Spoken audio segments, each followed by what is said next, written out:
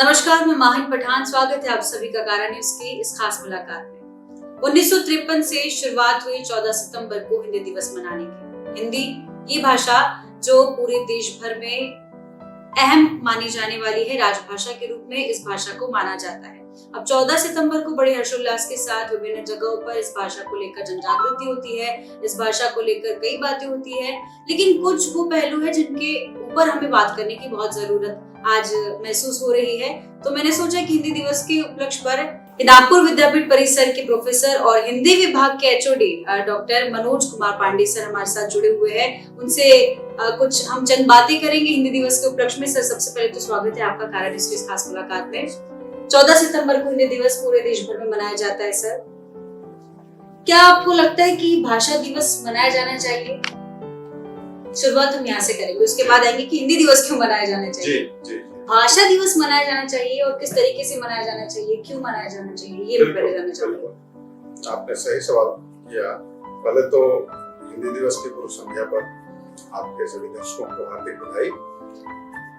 भाषा दिवस भी इसलिए मनाया जाना चाहिए क्योंकि भाषाओं के प्रति एक जागरूकता निर्मित करने के लिए लोगों में एक उत्साह, जैसे आप अपना जन्मदिन मनाते हैं, बिल्कुल, या तमाम महापुरुषों के दिन मनाते हैं, जयंती मनाते हैं, तो क्यों मनाते हैं? इसीलिए मनाते हैं कि उस बहाने हम उनसे कुछ प्रेरणा ग्रहण कर सकें, कुछ नयापन, अपने आप को पुनर्नवा कर सकें। यहाँ तक कि हम अपने व्रत और त्योहार क्यों मनाते हैं? इसीलिए मनाते हैं कि उन त्योहारों के माध्यम से भी हम अपने आप को नया करते हैं, कुछ नया सीखने, कुछ आगे बढ़ने की कोशिश करते हैं। तो हर क्षेत्र में भाषा के संदर्भ में भी मैं यही कहूंगा कि भाषा दिवस जब हम मनाते हैं तो भाषा के दिवस के माध्यम से हम भाषा को लेकर के हमारी अपनी नीतियां क्या है, हमारी योजनाएं क्या है, हमारे कार्य क्या है और भाषा के प्रति हमारा ममत्व क्या है, हमारा अनुराग क्या है, उसको जाहिर करते हैं। इसलिए मैं समझता हूँ कि मनाया जाना चाहिए। अच्छी बात। भाषा दिवस में सर हिंदी दिवस मनाना कैसे? हिंदी भी एक भाषा है, राजभाषा है। यस, तमाम भाषाओं की तरह हिंदी भी एक भाषा है, राजभाषा है, संघीय शासन की भाषा है। और संघीय शासन की भाषा होने के नाते भारत सरकार में यह प्रमुखता से इस बात को शामिल किया गया है, या यूं कह सकते हैं हम कि भारत सरकार की तरफ से यह संकल्प लिया गया है कि हिंदी दिवस और केवल संघ द्वारा संचालित कार्यालयों में ही नहीं बल्कि पूरे देश में हिंदी दिवस उत्साह पूर्वक मनाया जाए। और उसी संकल्पना, उसी परिकल्पना को ध्यान में रखते हुए तमाम केंद्र राज्य सरकारों और उनके साथ साथ तमाम शैक्षिक संगठनों, शैक्षिक संस्थाओं, स्वयंसेवी संगठनों में इस दिवस को मनाया जाता है। और इसके पीछे, जैसा मैंने कहा, कि भावना यही होती है कि हिंदी के प्रति जागरूकता, एक प्रेम, एक अनुराग का भाव पैदा हो, वह बढ़े जी। और हिंदी, चूंकि हम एक बहुभाषी समाज में रहते हैं, तो बहुभाषी समाज में और भी जिस भाषा को हम केंद्रीय रूप में देखते हैं, जो कि केंद्र शासन की भाषा के नाते, संघीय राजभाषा के नाते, तो उस राजभाषा के नाते भी हिंदी की हमारी स्थिति क्या है, उसका विकास विस्तार कितना हुआ है, इसका एक मूल्यांकन, इसका एक अवलोकन करने का अवसर भी हमें यह दिवस प्रदान करता है। क्योंकि 14 सितंबर वो दिन है हिंदी दिवस जहाँ पर मनाया जाता है, तो कई शैक्षणिक संस्थानों में बेसिक टू ग्रेजुएशन तक की पोजीशन पे जो है बच्चों को इसका महत्व हम समझाते हैं। तो स्कूली क्षेत्र तक वो कहीं ना कहीं सीमित हो गया। अभी हम देखें तो युवा पीढ़ी वेस्टर्न कल्चर की तरफ बहुत ज्यादा प्रभावित हो रही है, उनकी भाषाओं को हम जो है ग्रहण करने की कोशिश करें, तो यहाँ कहीं ना कहीं हमारी जो भाषा है, हिंदी हो, मराठी हो या और भी कोई जो हमारी ग्रामीण स्तर पर चलने वाली भाषा है, वो विलुप्त हो गया या कहीं ना कहीं उनका इस्तेमाल कम हो रहा है। तो कैसे हम उसको शैक्षणिक संस्थाओं के माध्यम से बढ़ावा दे सकते हैं कि हमारी जो युवा पीढ़ी है वो उसका महत्व समझे और उसको जीवन में अपने जो है अमल में लाए? जी, बिल्कुल सही प्रश्न किया आपने। हिंदी और हिंदी ही नहीं बल्कि अन्य भारतीय भाषाओं की बात करूं कि भाषाओं का विकास इसलिए अपने देश में आवश्यक है और आज का दिनों दिन इसकी आवश्यकता अधिक बढ़ती जा रही है। उसका कारण यह है कि जिस तरीके से हम सभी एक पराई भाषा, एक विलायती भाषा अंग्रेजी जिसको उससे बड़ा प्रभावित हो रहा है। हाँ, जिस तरीके से उसके प्रभाव से ग्रस्त होते जा रहे हैं और दिनों दिन यह उसकी प्रभावग्रस्तता बढ़ती जा रही है, उसको उससे जो हमारे समाज का नुकसान हो रहा है। क्योंकि भाषा, हमने कहा कि भाषा केवल एक अभिव्यक्ति का माध्यम मात्र नहीं है, भाषा हमारी संवेदना का, भाषा हमारी संस्कृति का, भाषा हमारे जीवन व्यवहार का माध्यम होती है। तो ये तमाम क्षेत्र जो हमें मानवीय रूप में हमारी भारतीय अस्मिता को सुरक्षित रखने के आधार हैं, अगर हम अपनी भाषाओं के माध्यम से संवाद नहीं कायम कर पाते हैं, अपनी भाषाओं के आधार पर अपने जीवन व्यवहार को संचालित नहीं करते हैं, तो कहीं न कहीं इसमें क्षरण आएगा। हमारी संस्कृति, हमारी सभ्यता, हमारे अपने व्यवहार में अंग्रेजी का जितना दखल बढ़ेगा, उतने ही हमारा अपना भारतीयपन समाप्त होता चला जाएगा। इस नाते भी ये जरूरी है कि हम अपनी भाषाओं को हमारी संस्कृति को संजो के रखने के लिए कहीं ना कहीं बहुत जरूरी है। बहुत जरूरी है, बहुत जरूरी है, बिल्कुल। और सभी भारतीय भाषाओं को, केवल हिंदी नहीं। जब मैं बात कर रहा हूँ भारतवर्ष के संदर्भ में, तो भारतवर्ष में केवल हिंदी एक भाषा नहीं है, हिंदी के साथ साथ अन्य भाषाएं हैं। यस, तो सभी का हमें जो है उनको संजो के रखना है कि बहुत अच्छा गुलदस्ता हमें हिंदुस्तान ने दिया है, यहाँ की अस्मिता ने दिया है, यहाँ की संस्कृति ने दिया है। तो हमारा भी काम है कि हमारी पीढ़ियां उसको लेकर चले, ताकि हमारे भारत से जो है बाहर जाए और उसका और अग्रसर और विकसित हो भाषाएं हमारी। उनकी भाषाओं को लाकर हमारे हिसाब से जो है ज्ञान सभी भाषाओं का जरूरी है, लेकिन उसी से प्रभावित होकर अपनी संस्कृति को भूल जाना ये नहीं होना चाहिए। तो शैक्षणिक स्तर पर इस पे काम करने की बहुत आवश्यकता है सर। तो मैं सर आपसे भी अनुरोध करूंगी कि इन चीजों पर जो है कहीं ना कहीं जन जागृति का आप लोग कार्यक्रम ले, क्योंकि शिक्षकों को बहुत जो है महत्व देते हैं युवा, तो आपकी बात से शायद फर्क पड़े समाज में कहीं। हम लोग का तो कार्य ही है और हमारा धर्म वही है, शिक्षक और शैक्षिक संस्था का जो धर्म है, हम लोग तो उसका निर्वाह करते ही रहते हैं, प्रयास करते ही रहते हैं।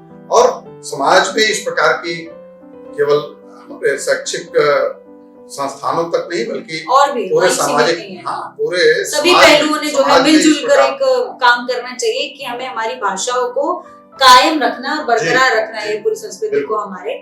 इसके अलावा सर फिर भी मैं देखूंगी कि भाषाओं को लेकर भी हमारे देश में बड़े विवाद चल रहे हैं आजकल। तो क्या लगता है वो कि विवाद भाषाओं को लेकर, हमारी भाषाओं को लेकर विवाद करना सही है या किस हद तक ये गलत है? क्या सोचते हैं आप इस बारे में?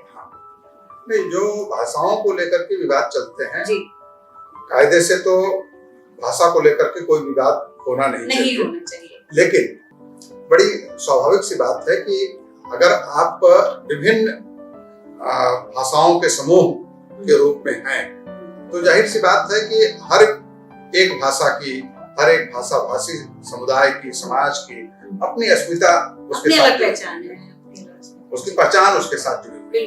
तो कई बार लोगों को ये खतरा लगता है कि कहीं हमारी भाषा अगर कमतर हुई तो हमारी अस्मिता पर कोई खतरा न पैदा हो जाए, हमारी अस्मिता समाप्त न हो जाए। इसका कई बार इसको इस तरीके से बहुत बड़े स्तर पर प्रस्तुत करने की कोशिश इस ढंग से भी की जाती है कि जैसे अन्य भाषाएं मतलब कि भारतीय भाषाओं में से ही अगर किसी अन्य भाषा को बढ़ावा दिया गया तो उससे कोई स्थानीय भाषा या हमारी की अन्य भाषाएं लुप्त हो जाएंगी।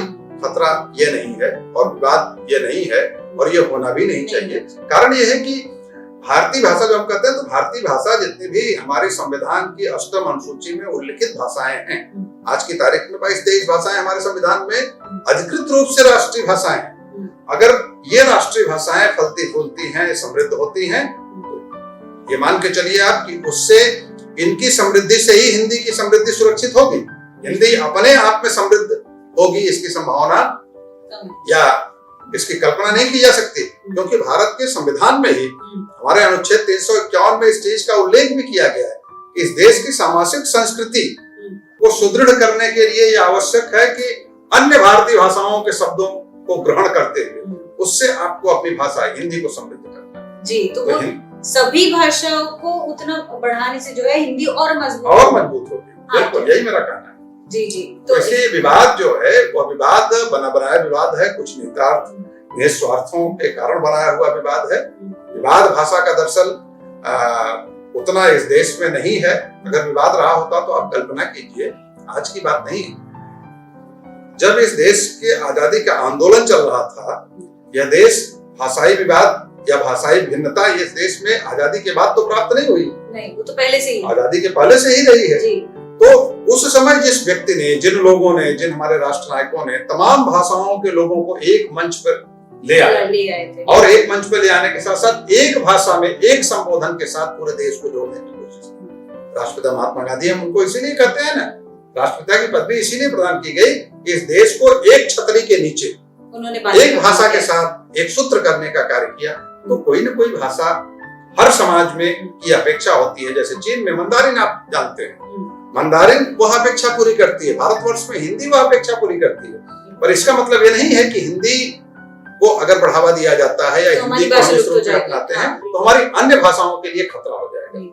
यह नहीं होना चाहिए, और यदि ऐसी कहीं आशंका है तो उसका समाधान और उसको पोषण किया जाना चाहिए, उस पर बात की जानी चाहिए, जो भी मानसिकता गलत उन्होंने बना ली है। और अगर कहीं ऐसी स्थिति निर्मित होती है तो उन भारतीय भाषाओं को भी उतना ही संरक्षण और प्रोत्साहन देने की आवश्यकता है जितना कि हिंदी। जी, इस बीच बड़ी अच्छी एक बात है, मुझे याद आई है कि आजादी के पहले विभिन्न होकर हम एक थे और आजाद होने के बाद भिन्न हो गए। तो कहीं ना कहीं हमारे देशवासियों को ये पहचानने की बहुत जरूरत है कि हमारी खासियत ही पूरी दुनिया में ये है कि विभिन्नता में एकता।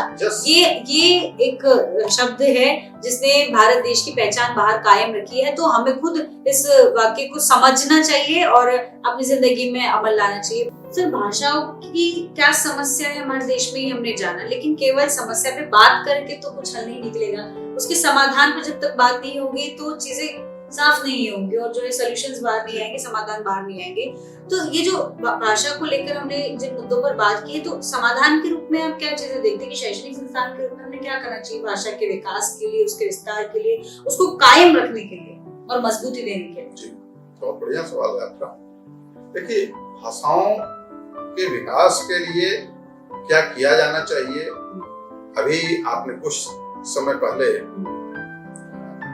4-5 साल, अब उन्होंने 5 साल पूरे होने जा रहे हैं, हो गए, राष्ट्रीय शिक्षा नीति अपने देश में लागू की गई है, आपने सुना होगा, बड़ी चर्चा है आजकल उसकी। राष्ट्रीय शिक्षा नीति में ये संकल्पना व्यक्त की गई है कि भारतीय भाषाओं को शिक्षा का माध्यम बनाया जाए। बिल्कुल, एक बहुत अच्छी बात, पहली बार इस देश में ये हो रही है कि भारतीय भाषाओं को शिक्षा का माध्यम बनाया जाए। क्योंकि भारतीय भाषाएं हमारी शिक्षा का माध्यम नहीं रही हैं, उनको काटा गया है और एक विलायती भाषा को शिक्षा का माध्यम बना दिया गया, यह मानते हुए कि ज्ञान विज्ञान सब कुछ उसी विलायती भाषा में संभव है, मतलब अंग्रेजी में ही संभव है। तो राष्ट्रीय शिक्षा नीति यह जो प्रस्तावना रख रही है कि भारतीय भाषाओं में शिक्षा दी जाए। जी, मतलब अगर आप मराठी भाषी हैं तो आप मराठी में अपनी प्राथमिक शिक्षा करें, बंगाली हैं तो बंगाली में, तमिल हैं तो तमिल में, हिंदी हैं तो हिंदी में, उड़िया है तो उड़िया में। तो इस प्रकार की जो संकल्पना निकल करके आ रही है और जो अभी अमल में पूरी तरह से तो नहीं आ पाई है, लेकिन आने वाले भविष्य में निश्चित रूप से यह पूरे देश में बहुत ही दूरगामी परिणाम इसके देखने को मिलेंगे।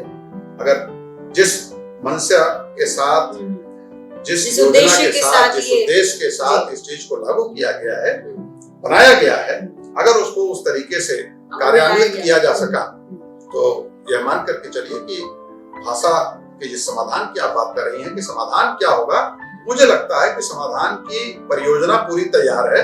अब उस परियोजना को हम किस तरीके से अपने देश में क्रियान्वित कर पाते हैं, निश्चित रूप से उसमें शैक्षिक संस्थाओं की बड़ी भूमिका है, हमारे जैसे संस्थाओं की भी बड़ी भूमिका है, विश्वविद्यालयों की भूमिका है, और सभी अपनी भूमिका का निर्वाह करने के लिए उसकी तैयारी में लगे हुए हैं और कर रहे हैं और सुखद परिणाम की अपेक्षा। ये एक बड़ा जो है हम कहेंगे कि मोड़ साबित हो सकता है भाषाओं को लेकर कि और हमारी भाषा को मजबूती मिलेगी, जो लोकल भाषा है उसको भी बहुत ज्यादा जो है सपोर्ट मिलेगा। बहुत ये समाधान के लिए बहुत अच्छी बात कही सर आपने। ये जानकारी भी हमारे दर्शकों को बहुत काम आएगी कि आप अपनी ही भाषा में जो है अपनी प्राथमिक शिक्षा पूरी कर सकते हैं। तो लोगों से भी यही हम अपेक्षा करते हैं कि वो भाषाओं की तरफ मुड़ेंगे और अपनी भाषा को जो है उसमें अपना जीवन व्यतीत करेंगे और अपने व्यक्तित्व को और मजबूत करेंगे। तो इसी के साथ सर बहुत शुक्रिया आपका, बहुत कीमती समय आपने हमें दिया। हिंदी भाषा को लेकर हमने काफी सारी बातें की, हिंदी दिवस मनाए जाने को लेकर हमने काफी बातें की है और तत्कालीन हालात जो है देश में उन पर भी हमने थोड़ी बहुत बात की है। तो हम दर्शकों से यही उम्मीद करते हैं कि उन्हें जो है इस खास मुलाकात से कुछ चीजें समझ आए और वो अपने जीवन में अमल में लाए, तो शायद हो सकता है हमारा जीवन और बेहतर हो, हमारी संस्कृति कायम रहे, हमारी भारतीय भाषाओं का जो है विस्तार विकास और हो सके। तो इस पर हम सब मिलकर एकजुट होकर काम करेंगे और वो विभिन्नता में एकता वाली बात याद रखते हुए ऐसे ही हम हर दिन हर भाषा दिवस मनाते रहेंगे। ये उम्मीद के साथ हम विदा लेते हैं और फिर हाजिर होंगे अगली शख्सियत के साथ अगले एपिसोड में। तब तक के लिए धन्यवाद। देखते रहिए कारण न्यूज़। धन्यवाद।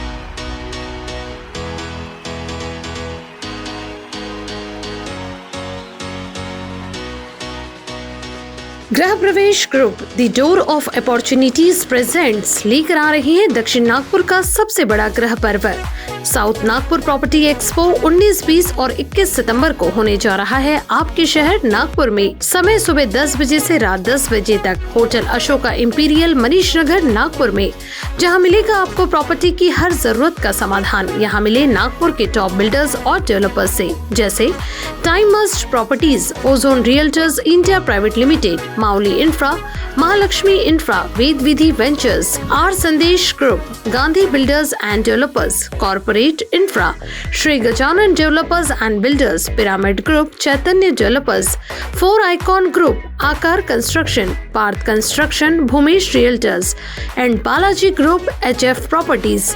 तो देर किस बात की, आइए और बनाइए अपने सपनों का घर हकीकत में।